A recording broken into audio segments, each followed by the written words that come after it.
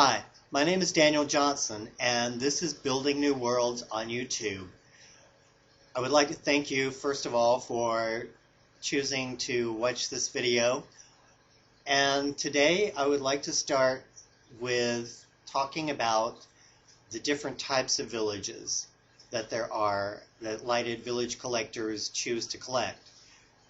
The three that you're most familiar with are the Christmas village, the Halloween village, which was introduced 10 years ago and has steadily increased in a following, and of course the Easter village, which I'll be showing you a piece of in a few moments, which is probably the third most collected type of village as far as seasonal themes go.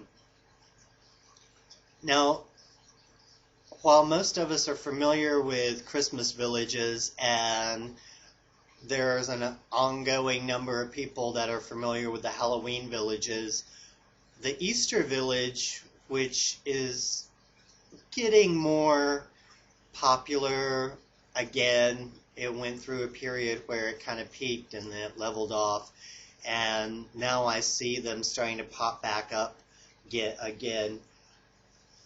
This village offers kind of a bridge. You start off with, during the big holiday season, with the Halloween village, and then the collectors that do both Christmas and Halloween take those villages down as their season expires, and then the next thing you know, they really have nothing to do and they get antsy and they really like their hobby, but they don't quite know where to go with it until next fall during Halloween. Well, the answer to that is kind of the Easter village. And I say kind of because I'm going to talk about another type of village in a moment that's also the answer to that. This, which I'm not sure if you can see that well, actually, because it kind of blends in with me. Oh, there we go. Is a typical Easter village piece. As you can tell, it's a small scale piece. It fits right in the palm of my hand very easily. And these pieces, being small scale like that, and the figurines being very small scale too, can really fit very well into a smaller space than, say, the regular Christmas and Halloween villages, because they are a bit larger. And I'll have an example of a larger scale building in just a moment. Most of them, and I say most of them, tend to have the light area for the light to go into the building on the bottom of them, and they tend to be able to set down and hide the light cord a lot easier than if you're doing a building that has a light cord in the back, and I believe I have an example of this I want to show you in a moment too.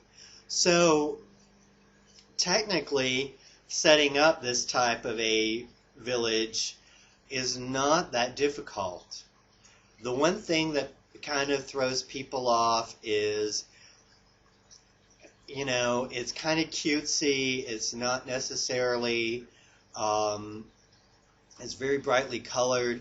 It's not always that easy for them to landscape because, you know, I mean, it's an Easter village. You want to add some fantasy to it, maybe a little bit, not as much reality. I mean, you have rabbits living in a village. It's not that realistic, okay? Wearing clothes. Let me express this. Rabbits, in case you haven't noticed, don't wear clothes very often in the real world. So, getting your landscape realistic looking in an Easter village is not necessarily a big deal. Once again, very easy type of village to put together, and it's a cute way of decorating up your house for the Easter and early spring holiday seasons. So this is one way that you can keep your village going after the holidays of Easter or of Christmas and Thanksgiving and the whole Halloween thing. Now, the next thing I'm going to show you is actually a building that was produced as part of the Christmas line, a village that was Christmas at one point.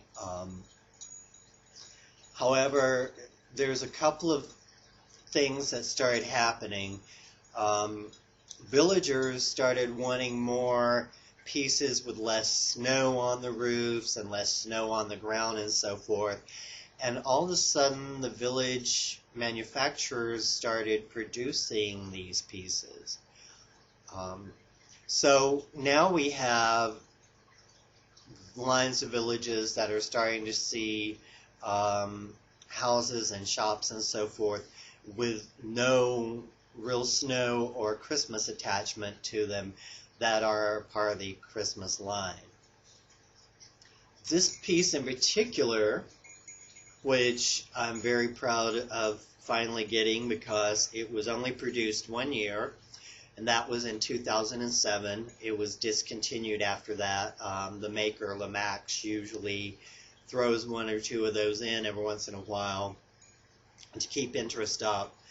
I finally got this building recently on sale, by the way. It was a really good price.